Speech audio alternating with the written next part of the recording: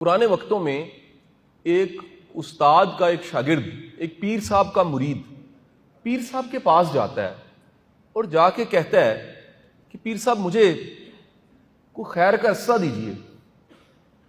مجھے کوئی ہدایت کا رستہ دے دیجیے، میں ایسا کیا کروں کہ میں خیر کے رستے کا مسافر بن جاؤں۔ پیر صاحب اس کی بات کو سنتے ہیں اور کہتے ہیں کہ اس کے لیے تمہیں چلہ کاٹنا پڑے گا۔ وہ کہتے ہیں جی کون سا چلہ کاٹنا پڑے گا؟ پیر صاحب اللہ کا نام اسے بتاتے ہیں اور کہتے ہیں کہ فلانے جنگل میں چلے جاؤ اور تمہیں 11 دن تک یہ روز اتنی کوانٹٹی میں یہ روز پڑھنا ہے، اور 11 دن کے بعد یہ چلہ مکمل ہو جائے گا،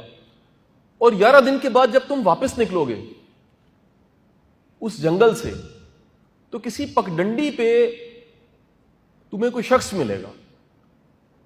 ممکن ہے اس وقت تمہاری حالت یہ ہو کہ تمہیں پیاس لگی ہو، بھوک کی وجہ سے برا حال ہو، اور تم تھکاوٹ کی وجہ سے اور نیند کی کمی کا شکار ہو، تم سے وہ ساری آپشنز پوچھے گا کیا چاہتے ہو، لیکن تم اس کی ساری آپشنز کو ریجیکٹ کر کے ایک چیز کو ٹک لگا دینا، اس سے مانگ لینا، اور وہ ہے علم۔ وہ شخص اللہ کا وہ نام جو پیر صاحب نے بتایا ہے اس کو لکھتا ہے ایک چٹ پہ، جنگل میں جاتا ہے، اسی جگہ پہ بیٹھ کے پڑھنا شروع کر دیتا ہے، اور 11 دن گزر جاتے ہیں اور وہی معاملہ ہوتا ہے۔ 11 دن میں بھوک پیاس، اس کی شدت، کھانا ختم ہو جاتا ہے، پانی ختم ہو جاتا ہے، نیند کبھی سو رہا ہے اور کبھی جاگ رہا ہے، اور آخر کار وہ 11 دن مکمل ہوتے ہیں اور وہ 11 دن کے بعد اپنا واپسی کا سفر شروع کرتا ہے۔ تو واپسی کے سفر پہ ایک پگڈنڈی پہ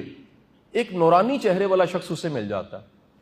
اور وہ شخص اسے دیکھتے ہی کہتا ہے کہ جو تمہاری حالت ہے حکم کرو، میں تمہارے لیے کیا کروں، پانی چاہیے پانی مل جائے گا، کھانا چاہیے کھانا، آرام چاہیے، جو چاہیے بتاؤ۔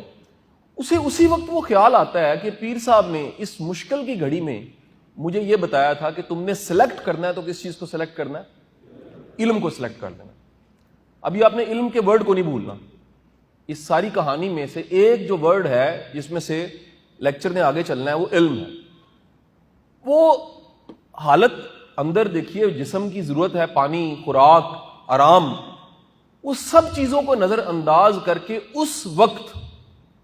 ریکال کرتا ہے کہ پیر صاحب نے کیا کہا۔ اب لگی تو پیاس ہے، لگی تو بھوک ہے، جسم میں تھکاوٹ کی انتہا ہے،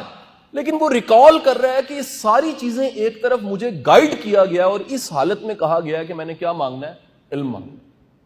تو وہ اس مشکل کی گھڑی میں نفس کی ٹیمپٹیشنز کو، اپنی بنیادی ضرورتوں کو چھوڑ کے علم کا سوال کر دیتا ہے۔